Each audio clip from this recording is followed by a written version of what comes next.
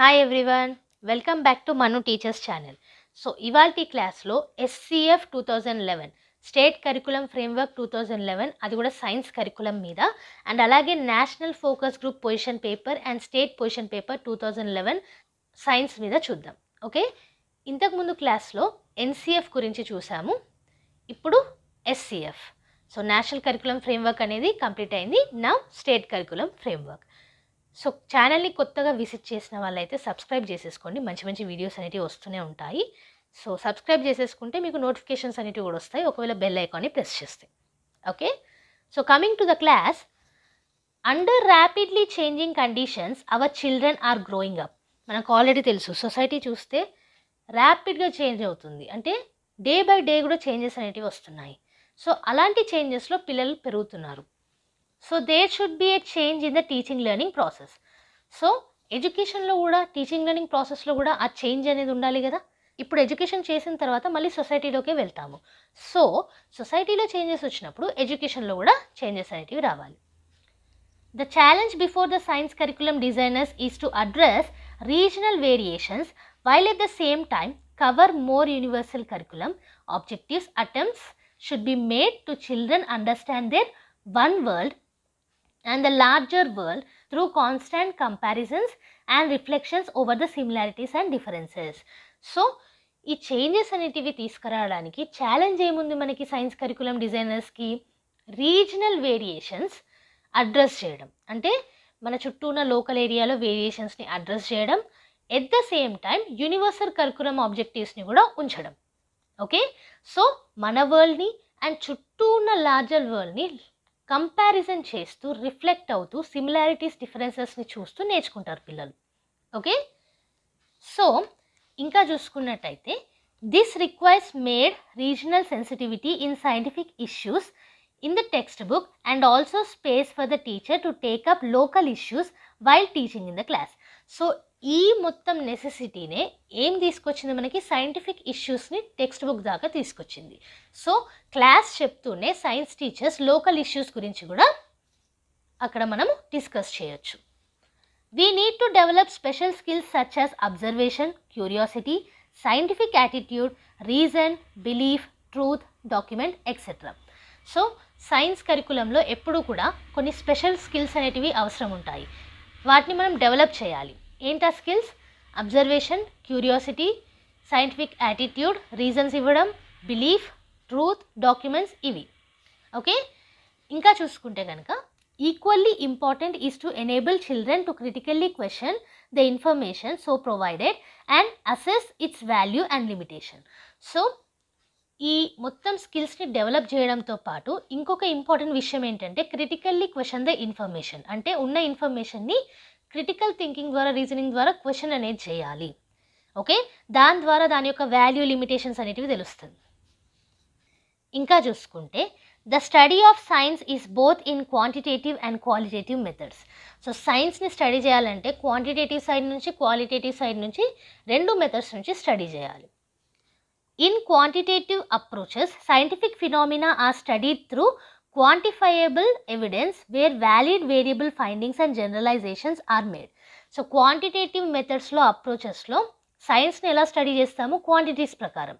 Okay, అది కూడా evidences ద్వారా ఫైండ్ చేసిన వాటి.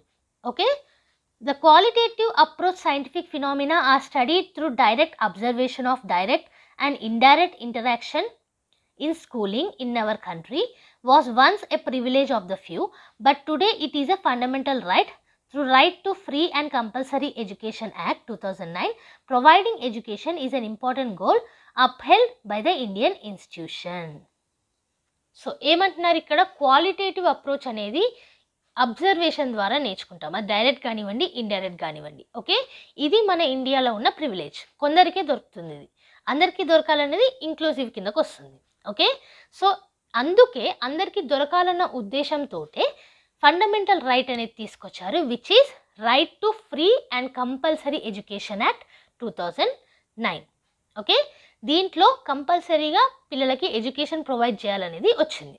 ఇది ఇంపార్టెంట్ యాక్ట్ ఇండియన్ కాన్స్టిట్యూషన్లో. ఇంకా నెక్స్ట్ చూసుకున్నట్టయితే the SCF is an agreement with the principles stated in NCF 2005 that the child should be at the basic of education system.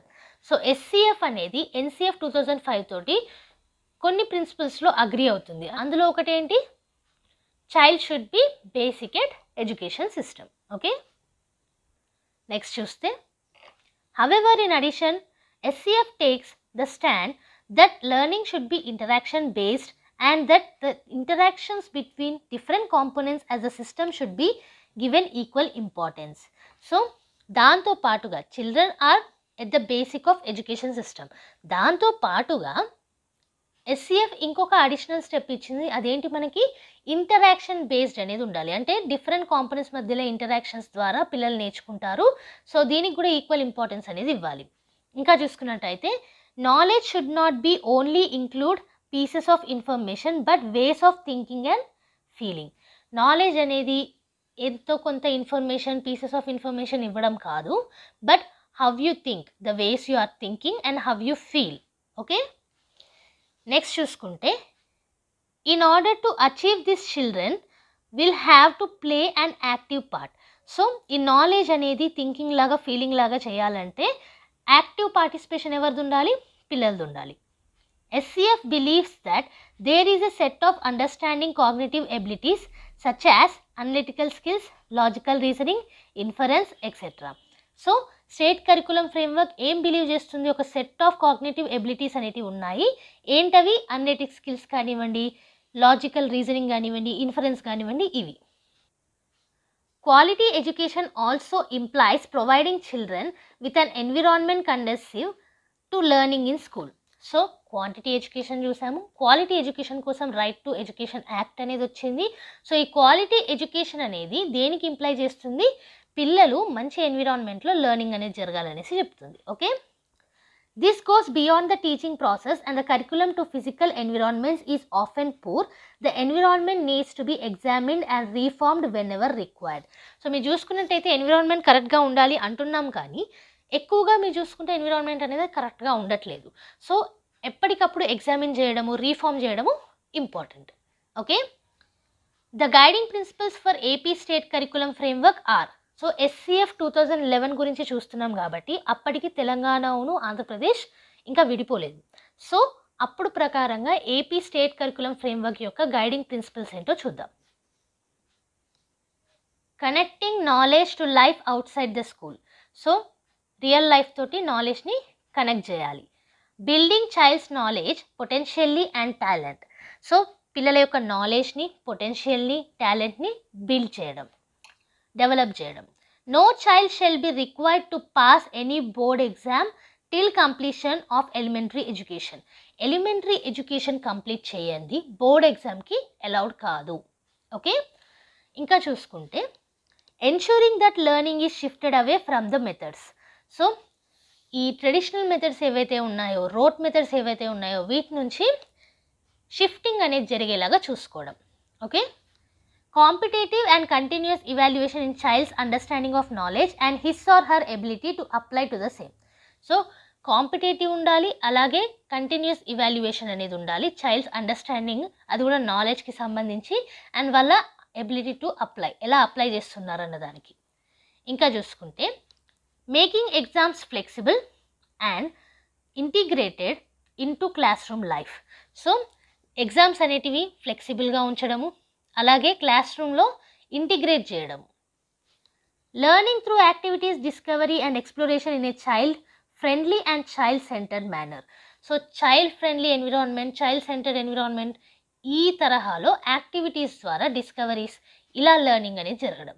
Okay, next is conformity of values, వాల్యూస్కి importance ఇవ్వడం. తర్వాత enriching the curriculum to provide in overall development of child rather than textbook centred. Text బుకే లోకంగా కాకుండా కరికులంని ఎలా enrich చేయాలంటే పిల్లల యొక్క ఓవరాల్ డెవలప్మెంట్ అయ్యేలాగా. After completing elementary education every child should be given a certificate. So elementary education complete అయినాక ఎలిమెంటరీ ఎడ్యుకేషన్ కంప్లీటెడ్ అన్న సర్టిఫికేట్ అనేది ఇవ్వాలి. Development of physical and mental ability to the fullest extent. So physical abilities and mental ఎబిలిటీస్ని ఫుల్గా develop చేయడం.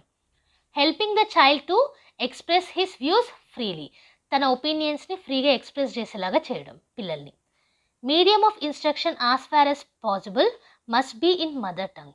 చెప్పే medium of instruction ఏదైతే ఉంటుందో teaching learning ప్రాసెస్లో అది ఎక్కువగా మదర్ టంగ్లో చేయడం శ్రేయస్కరం. Therefore, it is mandatory on the part of state government to take up curriculum and evaluation reform reflection in the above suggestion. The key principles for state curriculum framework are formed. So, ఈ state government వాళ్ళు reflect అయిన దాని ద్వారా suggestions తీసుకొని evaluation గురించి curriculum గురించి ఈ విధంగా కొన్ని ప్రిన్సిపల్స్ అనేవి ఇవ్వడం జరిగింది SCF 2011 గురించి. Okay, so following are the key principles of SCF 2011. So ఆ కీ ప్రిన్సిపల్స్ ఏంటో చూద్దాం. ఇప్పటి వరకు ఏమో గైడింగ్ ప్రిన్సిపల్స్ చూసాము, ఇప్పుడు key principles. Respecting the systems of knowledge such as languages which children bring to school. So ప్రతి ఒక్క చైల్డ్కి లాంగ్వేజ్ అనేది డిఫరెంట్గా ఉండొచ్చు, సో వాటిని రెస్పెక్ట్ చేయడం. Making examination more flexible and integrated into classroom life. ఇది మన గైడింగ్ ప్రిన్సిపల్లో కూడా ఉంది, ఇక్కడ కూడా ఇన్వాల్వ్ చేశారు. ఎగ్జామ్స్ అనేటివి ఫ్లెక్సిబుల్ ఉండాలి, క్లాస్ రూమ్ లైఫ్లో ఇంటిగ్రేట్ అయ్యేలా ఉండాలి. Connection knowledge to life out side school, ఇది కూడా మనకి గైడింగ్ ప్రిన్సిపల్లో ఉన్న పాయింటే. సో రియల్ లైఫ్ సిచ్యువేషన్స్ తోటి కనెక్టివిటీ. తర్వాత ఎన్రిచింగ్ కరికులం, కరికులంని డెవలప్ చేయడము, ఇంప్రూవ్ చేయడం. Promoting social constructive issue based curriculum and critical pedagogy. So society పరంగా కన్స్ట్రక్టివ్ అండ్ అలాగే ఇష్యూస్ మీద బేస్ అయిన కరికులం, క్రిటికల్ పెడగాజీ, వీటన్నిటిని ప్రమోట్ చేయడం. Keeping the potential of child to learn in focus. So ఎప్పుడు ఫోకస్లో చదవడానికి చైల్డ్ యొక్క పొటెన్షియల్ని మెయింటైన్ చేయడం. Nurture flora and fauna, respect for biodiversity, social diversity. So plants and యానిమల్స్ని నర్చర్ చేయడం, కేర్ చేయడం, బయోడైవర్సిటీని, సోషల్ డైవర్సిటీని రెస్పెక్ట్ చేయడం. Okay, no rote method, instead interaction, projects etcetera are encouraged. మెమరైజేషన్ని తీసేసి ఇంటరాక్షన్ ద్వారా, ప్రాజెక్ట్స్ ద్వారా, ఇలాంటి మెథడ్స్ ద్వారా ఎంకరేజ్ చేయడం టీచింగ్ లెర్నింగ్ ప్రాసెస్ని. Okay, these are the key principles of SCF 2011. So ఇది ఇవాల్టి క్లాస్లో SCF 2011 గురించి చూసాము. ఇందులో వాట్ ఈస్ SCF 2011 అండ్ అలాగే అప్పుడున్న ఏపీలో SCF 2011 యొక్క గైడింగ్ ప్రిన్సిపల్స్ ఏంటి అండ్ ఆల్సో కీ ప్రిన్సిపల్స్ ఏంటి అనేది వివరంగా చూసాము. సో ఈ మొత్తం నోట్స్ కూడా కింద డిస్క్రిప్షన్ బాక్స్లో PDF రూపంలో మీకు అవైలబుల్ ఉంటుంది, అక్కడ నుంచి ఫ్రీగా డౌన్లోడ్ చేసుకోవచ్చు. ఈ ఫ్రీ నోట్స్ మీకు నచ్చినట్టయితే వీడియోని లైక్ చేయకుండా మాత్రం వెళ్ళకండి. చాలామంది వస్తున్నారు, చూస్తున్నారు, లైక్ చేయట్లేదండి, సబ్స్క్రైబ్ చేయట్లేదు. ఫ్రీనే కదండి, లైక్ అండ్ సబ్స్క్రైబ్ చేస్తే. అలాగే మాకు కూడా ఫ్రీ నోట్స్ ఇవ్వడానికి, వీడియోస్ తీసుకురావడానికి హెల్ప్ఫుల్గా ఉంటుంది. So like, share and subscribe. Okay, అలాగే మీ ఫ్రెండ్స్ ఎవరన్నా ఉన్నా ఛానల్ని రికమెండ్ చేయండి. మన ఛానల్లో every Tuesday and Friday regular videos అనేవి అప్లోడ్ అవుతాయి. బోనస్ వీడియోస్ ఎప్పుడైనా రావచ్చు. సో సబ్స్క్రైబ్ చేసుకొని పక్కనే ఉన్న బెల్ ఐకాన్ని ప్రెస్ చేస్తే నోటిఫికేషన్ అనేది వచ్చేస్తుంది వీడియో పెట్టిన ప్రతిసారి. ఓకే, సో నెక్స్ట్ వీడియోతోటి మళ్ళీ కలుద్దాం. అంతవరకు eat, sleep, learn and repeat. And thank you for watching. Bye bye.